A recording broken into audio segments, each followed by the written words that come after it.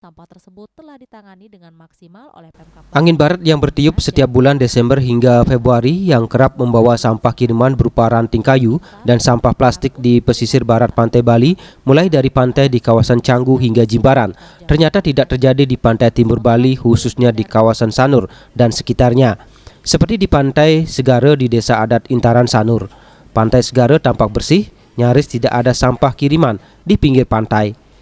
Ketut Susilo, pecalang Desa Adat Intaran Sanur, mengatakan kawasan pantai timur khususnya Sanur memang terbebas dari sampah kiriman akibat angin barat, namun kawasan pantai Sanur akan terdampak sampah kiriman jika angin timur atau selatan mulai bertiup, yang biasanya terjadi pada bulan Maret hingga Agustus atau musim layangan. Jenis sampah kirimannya pun berbeda dengan yang terjadi di Pantai Kuto dan sekitarnya. Di Pantai Sanur biasanya sampah kiriman kebanyakan sampah plastik saset dan jumlahnya tidak terlalu banyak. Tergantung sekarang anginnya. Kalau makin anginnya barat, berarti daerah Kuto yang kena. Nanti timur anginnya baru di sini. Tapi nggak sebegitu.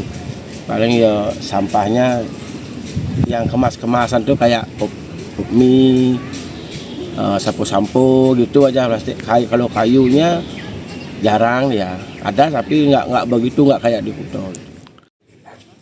Menjaga kebersihan di Pantai Segara Sanur melibatkan DLHK Pemkot Denpasar, dibantu tim kebersihan Desa Adat Intaran Sanur dan para pedagang di pesisir Pantai Segara Sanur.